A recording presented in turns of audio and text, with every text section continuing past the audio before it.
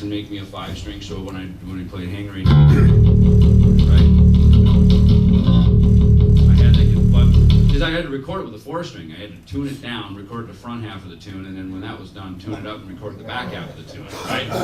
And me and the producer, Mike Klink, drove around LA, went to the Bass Center and all kinds of places trying to find a 5-string. I mean, I always loved Music Man basses, but I can never get a good tone out of them in how I play in metal music. So I called Jackson and they made me one, but you know, these are nice because the neck is a little bit wider, but it's not super wide because, I mean, when I'm ripping and, you know,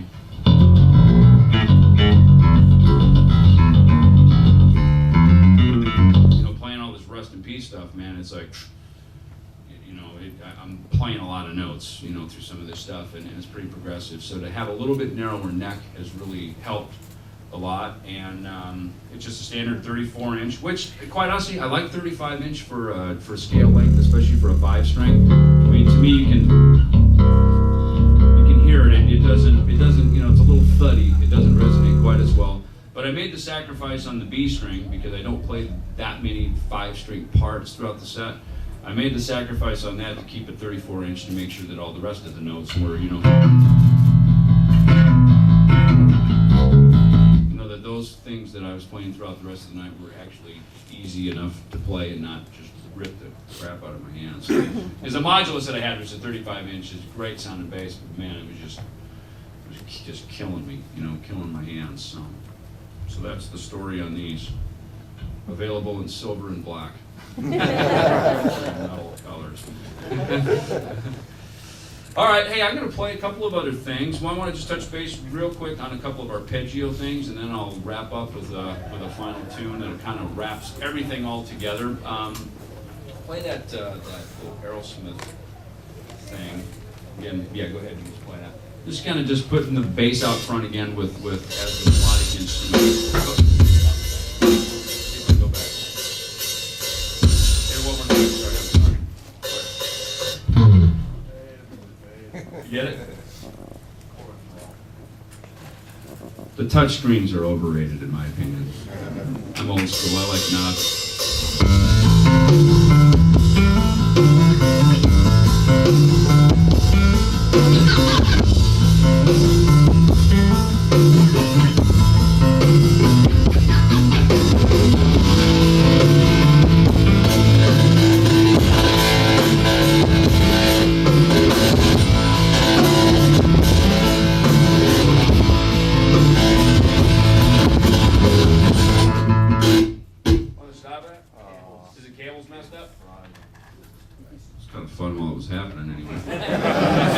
Do we have another cable? Yeah. Stuff happens. In fact, it's funny, I was talking the other day, last night, to somebody about, you've got millions of dollars of all this high-tech sound equipment on those big stages like the other night, right? And ultimately, it all comes down to the 9-volt Duracell in your wireless. If that ain't working, you're dead, you know? In fact, it was funny up at that particular show because apparently there's a lot of radio channels open, probably because of all the people working at Universal Studios and stuff. So I was down to just 2 wireless channels, and I had 3 basses, and I had 2, so I had to do a little swapping, you know? And in fact, the one bass that I played at the beginning of the night had the spot, it was a dead spot right in front of my amp, right where I like just the sweet spot, where I like to stand and kind of groove, and man, it was like there was a dead spot right there, so I had to kind of avoid it, move around, so stuff happens here. You want to try one more? Hey, why not? What the heck? The same rep? Yeah, what the heck, why not? I mean, well, here's what I just wanted to say about this, 'cause I want to do this, and then you can just let it roll right into the one right after it. You know, I was doing the little chord thing, and kind of pulling out those 1/5s, and then getting into the diminished stuff. You know, moving into kind of creating melodic bass lines and arpeggios, especially when you start getting into arpeggio things, which will be the second clip that I'll let Mark just kind of roll right into. Just kind of a cool way to be able to pull some extra notes out and play around chords, but let the bass not have to just be the guy that only played the roots. You know, where we can start to be the guy that, you know, start pulling out, you know, some other notes to really start to help develop melodic lines. So yeah, just roll both those together.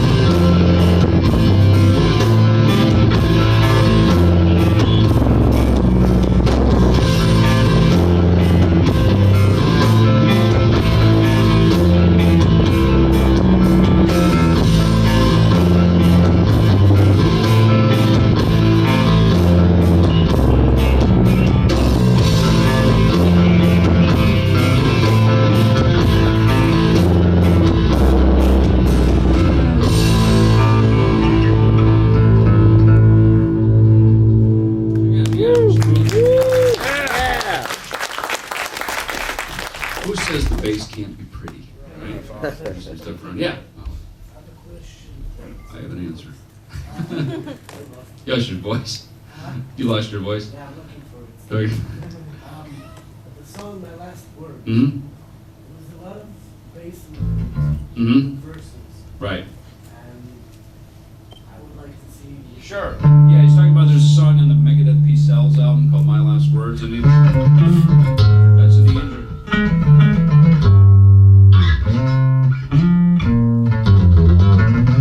That's all there's just kind of this, again, I just kind of put this little melody thing over the beginning so just, there's like this moving arpeggio guitar line, and I just pop, there's a melody that goes over top of that, which is what I play. But then during the verse, kind of similar to what I just played, the guitars are,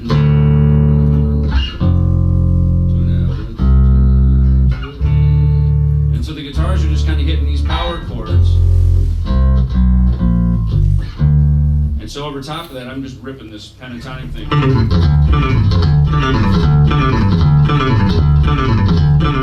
I just kind of go, 1, 2, 3, 1.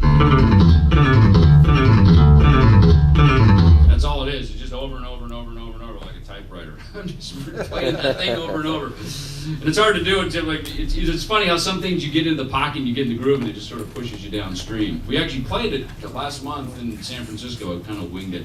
Lars and James from Metallica came down to the gig, and that was Lars' favorite song. So he was like, "Man, can you play that for us?" And it was like, so right as we're walking out on stage, it's one of those like impromptu, you know it, you know it, you know it. I think I know it. All right, let's play it.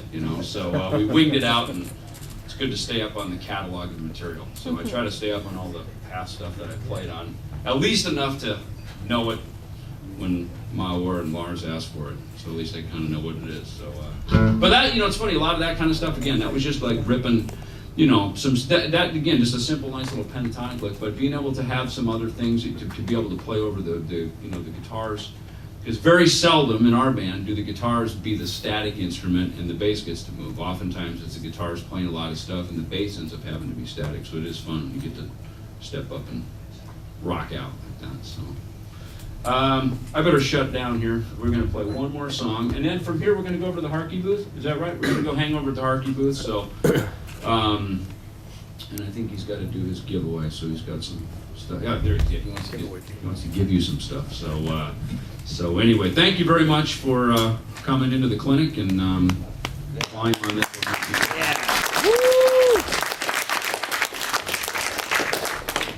The volume could be a little hot on this, so anyway, just FYI. Okay, yep. Do 5 magics.